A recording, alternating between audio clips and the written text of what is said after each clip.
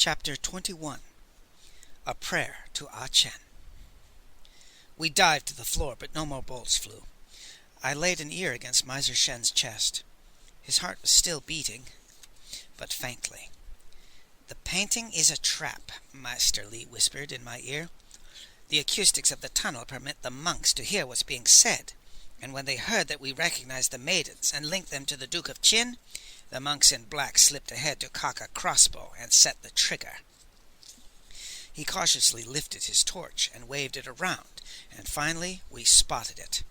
A single crossbow, fixed in a wall bracket and aimed at the center of the passageway. "Why only one?" Master Li muttered. He carefully felt beneath the stone that Miser Shen's foot had pressed. There was a metal rod which ran back beneath the surface of the path. "Ox, do you see that large flat white stone?" Master Li whispered. "It is raised slightly, and I rather believe that we are supposed to step on it as we run for our lives." I picked up Miser Shen, and we carefully inched around that stone as we made our way back to the main tunnel. Li Kao picked up rocks and hurled them, and on the third try he hit the raised white stone. With a horrible crash, a good 50 feet of the roof collapsed, and a great cloud of dust and whining splinters of rock shot from the mouth of the passageway. Anyone in there would have been crushed like an ant beneath an elephant's foot. "We can't trust the acoustics," Li Kao whispered in my ear. "If we go back, they'll probably be ready for us. We have to follow the tunnel and trust to luck." He led the way with a torch in one hand and his knife in the other. The tunnel was sloping up, and the beautiful bell song was growing fainter. The only other sounds were the hiss of the torch and the slap of our sandals, and then Miser Shen groaned. His eyes opened, but they were feverish and puzzled, and he did not seem to recognize us. We stopped, and I set him down, with his back propped against the tunnel wall, and his lips moved. "You are the priest," he said hoarsely to Li Kao. "My little girl has been murdered by the Duke of Qin, and they tell me that I will feel better if I burn a prayer and send it to her, but I do not know how to write." For Miser Shen it was 40 years ago, when the death of his daughter had begun to drive him insane. "I am the priest," Master Li said quietly. "I will write down your prayer for you." Miser Shen's lips moved silently, and I sensed that he was rehearsing. Finally, he was ready, and he made a terrible effort to concentrate on what he wanted to say to his daughter. This is the prayer of Miser Shen. "Alas, great is my sorrow. Your name is Ah Chen, and when you were born I was not truly pleased. I am a farmer, and a farmer needs strong sons to help with his work, but before a year had passed you had stolen my heart. You grew more teeth, and you grew daily in wisdom, and you said Mommy and Daddy, and your pronunciation was perfect. When you were 3, you would knock at the door, and then you would run back and ask, 'Who is it?' When you were 4, your uncle came to visit, and you played the host. Lifting your cup, you said, 'Ching!' and we roared with laughter, and you blushed and covered your face with your hands, but I know that you thought yourself very clever. Now they tell me that I must try to forget you, but it is hard to forget you. You carried a toy basket. You sat at a low stool to eat porridge. You repeated the great learning and bowed to Buddha. You played at guessing games and romped around the house. You were very brave, and when you fell and cut your knee, you did not cry because you did not think it was right. When you picked up fruit or rice, you always looked at people's faces to see if it was all right before putting it in your mouth, and you were careful not to tear your clothes. Ah Chen, do you remember how worried we were when the flood broke our dikes and the sickness killed our pigs? Then the Duke of Qin raised our taxes, and I was sent to plead with him, and I made him believe that we could not pay our taxes. Peasants who cannot pay taxes are useless to dukes. So he sent his soldiers to destroy our village. And thus it was the foolishness of your father that led to your death. Now you have gone to hell to be judged, and I know that you must be very frightened, but you must try not to cry or make loud noises. Because it is not like being at home with your own people. Ah Chen, do you remember Auntie Yang, the midwife? She was also killed, and she was very fond of you. She had no little girls of her own, so it is all right for you to try to find her, and to offer her your hand and ask her to take care of you.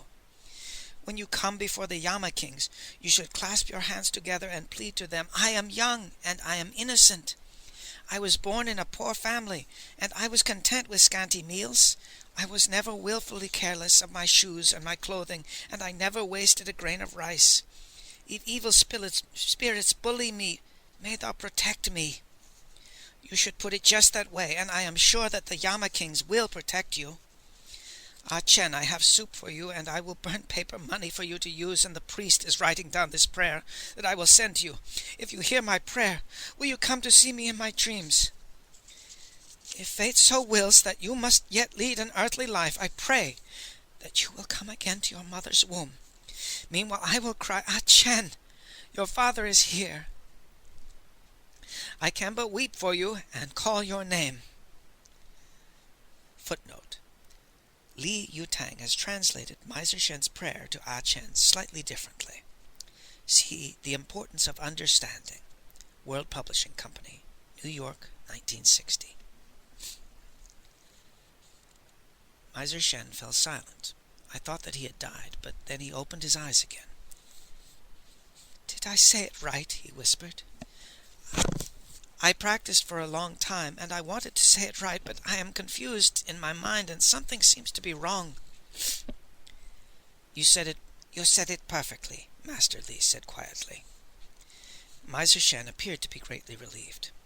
His eyes closed, and his breathing grew fainter. Then he coughed, and blood spurted from his lips, and the soul of Miser Shen departed from the red dust of earth. We knelt beside Miser Shen and clasped our hands. In my mind the image of Ah Chen was mingled with the image of the children of Khufu, and I could not speak through my tears. But the voice of Li Kao was firm and strong. Miser Shen, great is your joy, he said. Now you are released from the prison of your body, and your soul is reunited with little Ah Chen. Surely the Yama kings will allow you to be reborn as a tree, and for miles around the poor peasants will know you as old generosity. I finally found my tongue. Miser Shen, if fate so wills that I am reunited with Lotus Cloud, I will tell her your story, and she will weep for you, and she will not forget you. And so long as I live, you will live in the heart of number 10 Ox. We said prayers together and made the symbolic sacrifice, but we could not bury the body in solid rock, so we begged his spirit to forgive us for not observing the customary decencies. Then we stood up and bowed, and Li Kao picked up the torch. Master Li, if you ride on my back, we can move quickly if we have to make a run for it, I suggested. He climbed up, and I started down the tunnel. It continued to slope upward, and in an hour the song of the bells faded away. If any of my readers happen to be in the vicinity, I urge them to visit the Cavern of Bells, because the music truly comes from heaven, and was simply put to evil use by evil men who are no longer with us. The beautiful song had just dwindled into silence when I turned a corner in the tunnel, and the light from the torch in Li Kao's hand reached out to touch a familiar figure. The little monk in the crimson robe was standing in front of us with a smirk on his face. "Stop, you idiot! Have you learned nothing from the death of Miser Shen?" Master Li yelled as I leaped forward. I tried to pull up, but it was too late. My hands were outstretched to strangle the monk, and my weight was forward, and I took one more step and landed upon a reed mat that had been cleverly painted to resemble rock. I fell through it as though it were water, and tumbled down head over heels, and landed with a crash that knocked the breath from my body. The torch fell with us, and when I had recovered enough to look around, I saw that we had fallen into a pit that was about 8 feet wide and 15 feet deep, with walls made from large stone slabs fitted tightly together. I heard a grating metallic sound and looked up, and my heart nearly stopped beating. The little monk was pulling a heavy chain with all his might, and an iron lid was slowly sliding across the top of the pit. Li Kao's hand was cocked behind his right ear. "A present from Miser Shen," he yelled, and torchlight glinted upon the blade of his knife as it flashed through the air. The monk dropped the chain. He clutched at his throat and clawed at the hilt that was buried there, and his eyes rolled to the top of his head, and blood spurted, and he gurgled horribly and toppled over the edge of the pit. I lifted my hands to catch him, but he never landed. His legs became entangled in the chain, and he jerked to a halt in mid-air, and I gasped as I saw that his weight was pulling the iron lid farther and farther across the opening of the pit. And then it slammed shut with a harsh metallic clang. In an instant I had grabbed the chain and had climbed up over the dangling monk. I shoved at the lid with all my might, but it was a wasted effort. That sheet of iron had slid into grooves in solid rock, and I had no leverage at all. "Master Lee, I can't budge it," I panted. I dropped back to the floor, which was solid stone. Our torch was burning yellow, but soon it would burn orange, and then blue, and then it wouldn't burn at all. The last thing that we would see before we suffocated would be the blackness of the tomb. I have a horror of small, closed spaces. Sapara, tarata, mata, prajna, para, I mumbled hoarsely. "Oh, stop that mumbo-jumbo and get to work," Master Lee said testily. "I have no objection to Buddhism, but at least you can babble in a civilized language. Either that or learn something about the one that you're massacring." He picked up a couple of rocks and handed me one.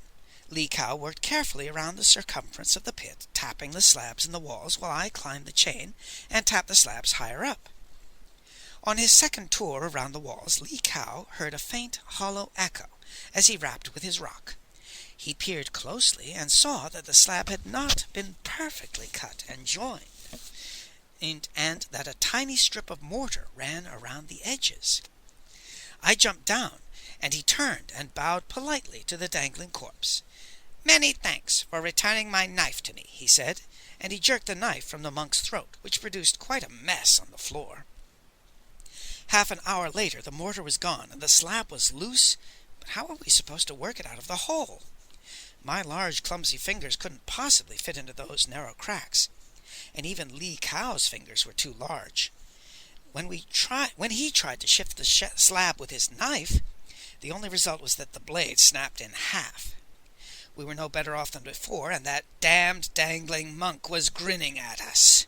I growled and slapped the silly smile in his face, and as the corpse swung back and forth, the creaking chain produced a sound like mocking laughter. Lee Cow watched the monk with narrowed eyes. "Ox, smack him again," he commanded. I smacked the corpse again, and the chain laughed even louder as it creaked back and forth. "Got it," said Master Lee. "Something about our dear friend was trying to speak to me when I watched him swing around. Unless I'm greatly mistaken, he was born for the job of pulling stones from walls." I shoved the little monk over to the slab, and his tiny fingers easily slid into the cracks. I forced the fingers in as far as possible and pressed his thumbs around the edges and held them tight.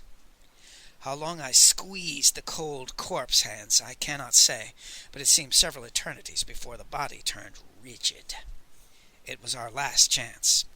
The flickering flame of the torch was turning blue when I gently pulled the monk backward.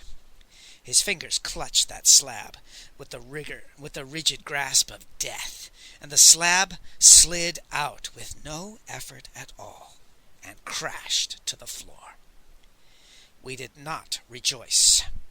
No fresh air had come out of the hole with the slab, and when Master Lee inserted the torch, we saw a long, low tunnel with many passageways branching out on both sides. "It's another labyrinth, but my old lungs won't last much longer," Lee Cow panted, and I could believe it, because his face was nearly as blue as the torchlight. "Ox, tie me to your back with the cord from the monk's robe. We'll have to extinguish the torch, so you must follow the dragon by feel." I tied him to my back, and we barely fit through the hole in the wall, and when Lee Cow extinguished the torch, my throat constricted so tightly that I nearly suffocated then and there. Blackness was pressing down upon me like a heavy shroud as I began to crawl, and what little air was left was foul. My fingers traced the path of the green jade dragon as it wound through the holes in the red coral pendant, while I groped for openings in the walls with the other hand. Third left, first left, fourth right. Lee Cow was almost unconscious, and the words that he muttered faintly in my ear made no sense. Ox, not a tiger, but a little boy. Games, rules of games. Then he sighed, and his body lay limply upon my back, and I could scarcely sense a heartbeat. There was nothing to do but crawl ahead, and my own consciousness was slipping away with every gasp of my aching lungs, and death was beckoning me to join my parents in the yellow springs beneath the earth. Second right, second left. Master Lee, the dragon can lead us no further, I panted. There was no answer. The ancient sage was out cold, if not dead, and now everything depended upon the slow wits of number 10 Ox. But what was I to do? The last direction of the dragon had led me against the stone wall of a dead end, and the dragon had wound all the way to the bottom of the pendant. It went no farther. So how could I? To turn back would be suicide, and I frantically felt around in the darkness. There was nothing but smooth, unbroken stone, although my fingers found one small crack in the floor that might have been big enough for a mouse. Nothing else. No slab with mortar around the edges, no lever to pull, no keyhole. I lowered my head and wept. It was some time before I was able to think about the strange words that Master Lee had muttered in my ear, and even longer before I remembered how he had muttered in his sleep while we flew on the bamboo dragonfly. Why not on the island, waiting at the edge of the bridge, he had muttered. Games. A little boy? Was he saying that the Duke was not the tiger of Chin, but a child, and that the hand that no one sees had not been waiting for victims at the end of the narrow bridge on the oasis, because the victims would have no chance, and that would ruin a game? My head seemed to be packed with wool, and my ears were ringing. In my mind I saw the dying face of Miser Shen as he prayed to his little girl. You played at guessing games. You played at guessing games. Guessing games. Guessing games. What was the name of the game that we were playing with the Duke of Chin? Follow the dragon, that's what. And what is the rule that a child must learn when playing a follow game? Keep following. Never assume, and never give up. You can continue to follow, if only you try hard enough. The dragon had stopped, but was it possible that it could still go somewhere, and somehow I would be able to follow? My fingers crawled across the floor to that one tiny crack in the stone. It was a couple of inches long and irregularly oval. Lack of air had turned me into a small child, and I actually giggled as I removed the red coral pendant from the chain around my neck. It was a couple of inches long and irregularly oval, and it fit precisely into the crack. Follow the dragon, I giggled, and I released the pendant. The dragon dropped down. I waited for the sound when it landed, and waited, and waited, and finally, far below, I heard a click, as though it had landed like a key in a lock. And then I heard a second click, as though tumblers had turned. The stone floor tilted beneath me. I slid toward a side wall, and as the floor tilted more steeply, a hole opened, and then I followed the dragon, with Master Lee tied to my back, shooting out and down into moonlight and starlight and air.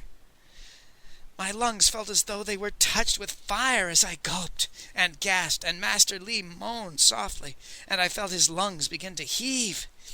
We tumbled down the side of a steep hill and landed upon something that glittered. Moonlight shone down upon a tiny glade, sunken way down in the center of Stone Bell Mountain, and upon an immense mountain of treasure. Instinctively my eyes lifted to the top of the pile, to a shadow where no shadow should be. Then the third girl from that painting was gazing at me beseechingly, and blood stained her dress where a blade had pierced her heart. "Take pity upon a faithless handmaiden," she whispered. Ghost tears trickled slowly down her cheeks. "Is not 1,000 years enough?" she sobbed. "I swear that I did not know what I had done. Oh, take pity, and exchange this for a feather. The birds must fly." Then she was gone. I crawled up a slope of diamonds and ripped the lid from the small jade casket that the ghost had cradled in her hands. Ginseng aroma stung my nostrils, but it was not the heart of the great root of power. It was the head, and beside it lay a tiny bronze bell. My heart sank wearily, and I closed my eyes, and sleep cradled me like a baby. I did not dream at all.